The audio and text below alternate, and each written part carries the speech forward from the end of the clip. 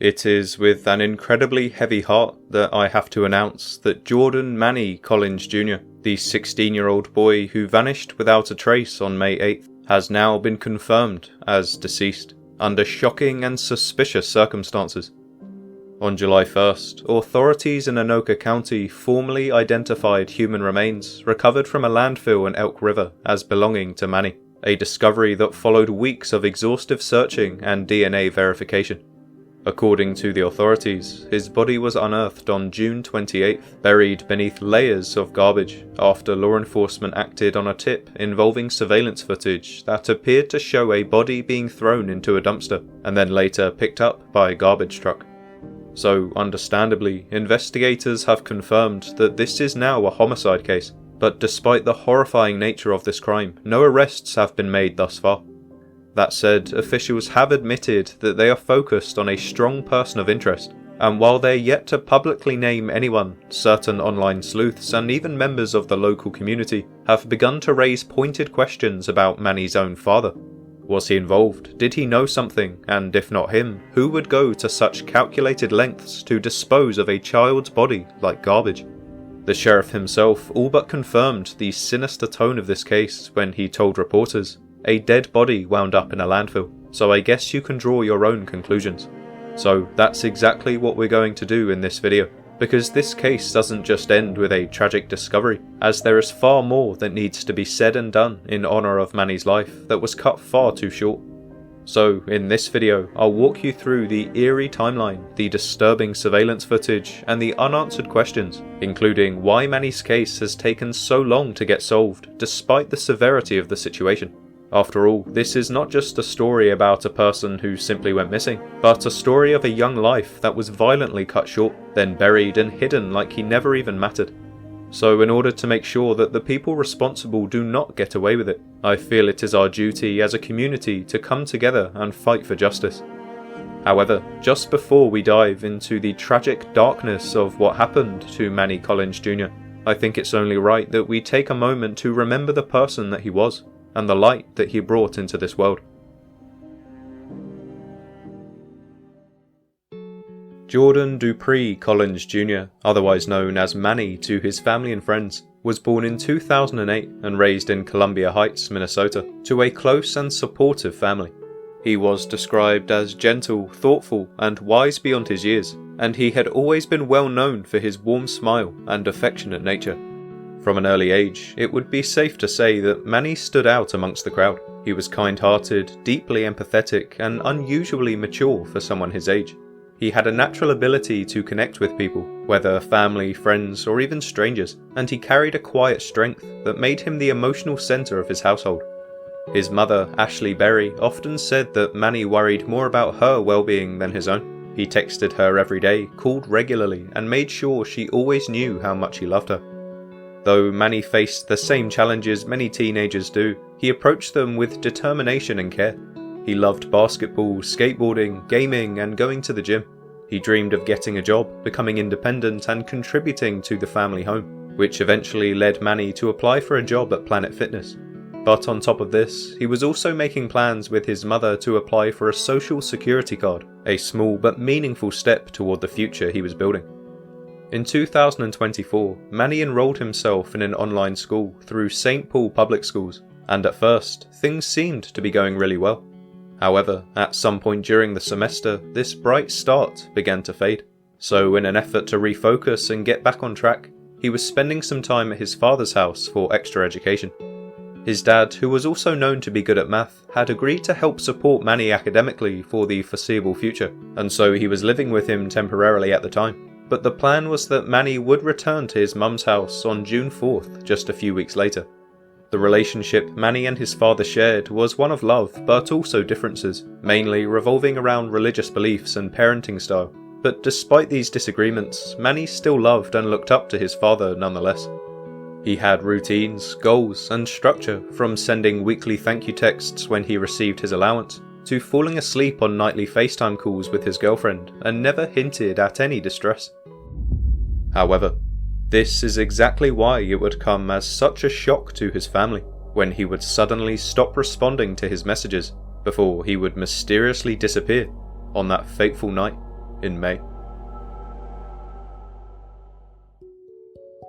On Wednesday the 7th of May, the 16-year-old had been staying at his father's home in Columbia Heights, Minnesota, as part of a temporary arrangement designed to help him focus on school, and it seemed to be paying off, as that very night Manny appeared to be in good spirits.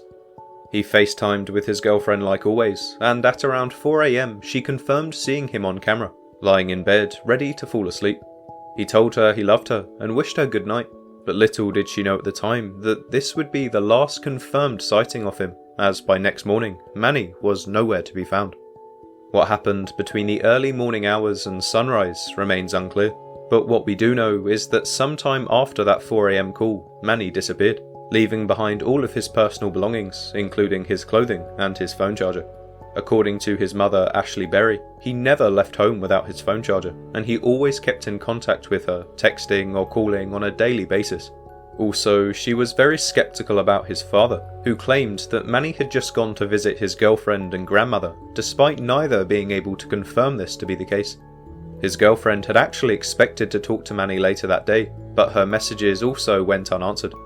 So, as Mother's Day came and went, with still no contact from Manny, the situation became increasingly more alarming, which was made even worse when that morning Manny's phone briefly turned on for exactly 3 minutes. However, despite this change in circumstances, Ashley continued to receive no calls or texts from Manny, with absolutely no indication of where he might be, and this would be the last time his phone ever showed any sign of activity. So, realizing that something was very wrong, Manny's mother decided that she had no other option but to officially report him as missing to the local police. On Monday the 12th of May, just 4 days after Manny Collins was last seen, the Columbia Heights Police Department would receive a call from Ashley Berry, who was riddled with worry given the sudden disappearance of her only child.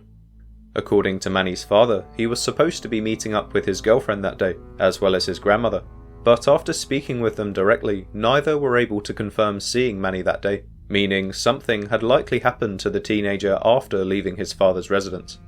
However, despite this, in the early stages of the investigation, the urgency of the situation seemed to be overlooked. Given that Manny was 16, there were vague suggestions that he may have chosen to leave voluntarily, but to those who knew him best, this theory simply didn't hold up. Manny had just received his weekly allowance, money which he typically spent right away, and yet it remained untouched. He was also about to interview for his dream position at a local gym, and was taking an online course which he felt a strong responsibility to complete. He had exciting plans for the summer and goals he was actively working toward, so the idea that he would simply walk away from all of that without a word made no sense at all. A sighting of Manny would eventually come forward by a witness who claimed to have seen a young man matching his description near the 4900 block of University Avenue in Columbia Heights. But this sighting had taken place on the same day he disappeared, and in the very same town, which didn't give the police too much more to work with. So as the days continued to pass with no more confirmed sightings, no digital footprints and no communication of any kind, authorities began to take the case much more seriously, noting that they believed Manny could have been in danger. It was at this point that the Columbia Heights Police Department began working closely with the FBI, as well as the Anoka County Sheriff's Office and North Star Search and Rescue, who collectively launched a full-scale investigation. Search teams were deployed and K9 units were brought in to assist in tracking any potential leads. But just when it seemed the situation couldn't get any more disturbing, the investigating officers would make a chilling announcement, explaining that they did not believe Manny had left on his own.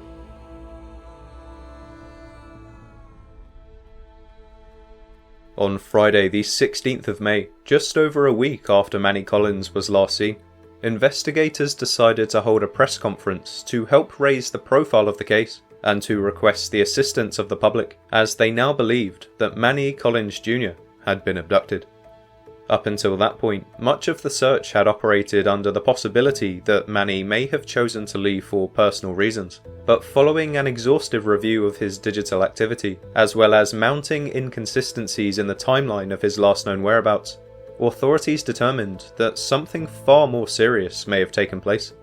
One of the most unsettling discoveries was the 3-minute window of unexplained activity on Manny's phone, which suddenly switched back on in the evening of Sunday the 11th of May, 3 days after he was last physically seen. Meanwhile, Manny's family grew increasingly desperate, leading his mother and girlfriend to speak directly with media outlets, urging the public to come forward with any information, no matter how minor it may seem. Flyers were also distributed across Columbia Heights and surrounding neighborhoods, and a digital billboard campaign was launched in the hopes of keeping Manny's face in the public eye.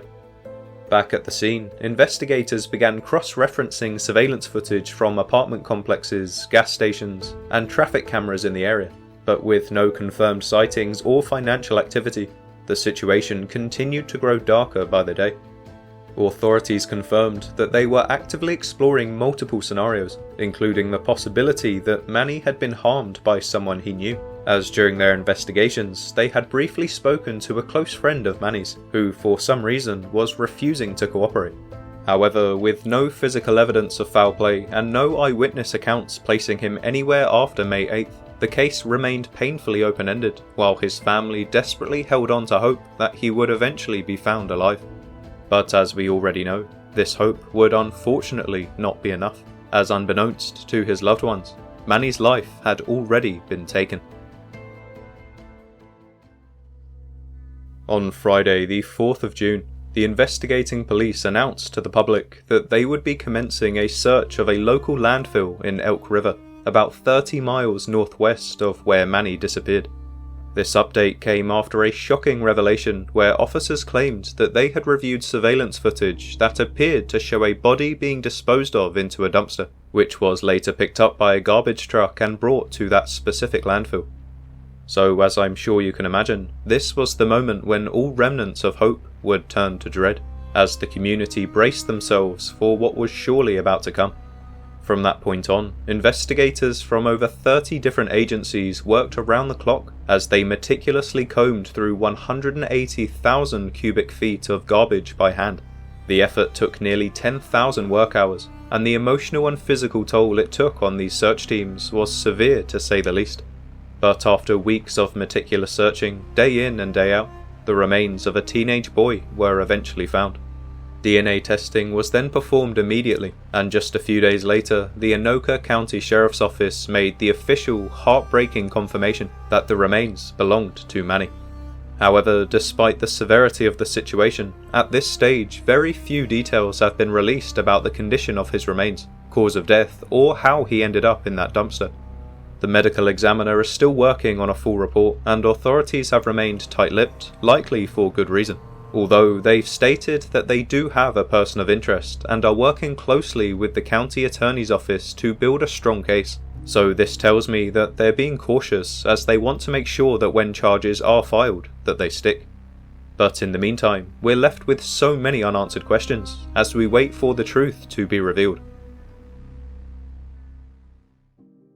Now, there have been many online rumours, theories and speculation, some suggesting gang violence, others pointing to people Manny may have known. But until we have confirmed information, we can't let ourselves spiral into assumptions. We need facts, we need hard evidence, and above all, we need justice. But with that being said, I cannot ignore the strong suspicion towards Manny's father, which stems from the fact that Manny disappeared while under his care, and there appears to have been major inconsistencies in the timeline surrounding his disappearance. He was last seen alive at his father's home, and there are unconfirmed reports that his father delayed or was vague in reporting him missing. The most alarming detail is surveillance footage that allegedly shows a body being disposed of, footage that directly led police to the landfill where Manny's remains were later found. While the person in the footage hasn't been publicly identified, the logistics and timing strongly suggest involvement by someone close to Manny at that time.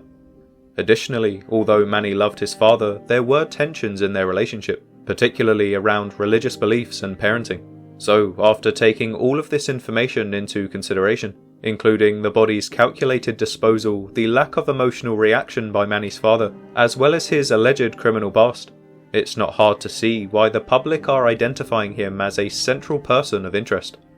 However, regardless of who was responsible, what cannot be denied is that Manny's family have been incredibly strong throughout this entire ordeal.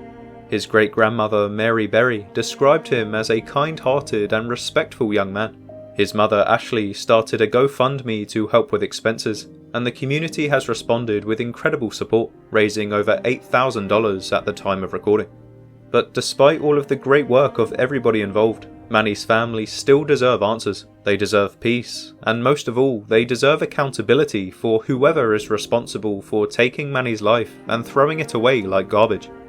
It's painful to even say that out loud, that someone was just thrown away, but the truth is, that's the awful reality that we're currently being forced to deal with. Now, authorities are still gathering forensic evidence, reviewing surveillance footage, interviewing witnesses, and analysing digital trails, which means that the investigation is still very much ongoing despite the grim discovery. So if you're watching this and you have any information, no matter how useful you think it may or may not be, make sure to call the BCA Tip Line at 1-877-996-6222 or email bca.tips@state.mn.us. as it's possible that your information could be the final piece of the puzzle that the investigators need. Now, as I close out this video, I wanted to take a quick moment to just reflect on what's been lost. Manny Collins Jr. was only 16 years old.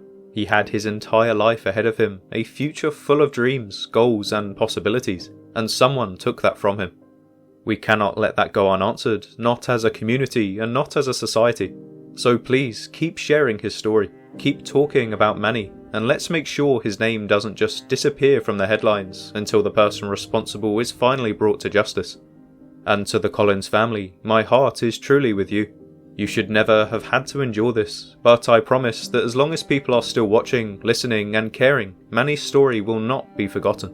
So thank you for watching, and please leave your thoughts, condolences and theories in the comments. And if you found this video informative, consider liking and subscribing to help support the channel. But until next time, please stay safe, and I'll see you in the next video.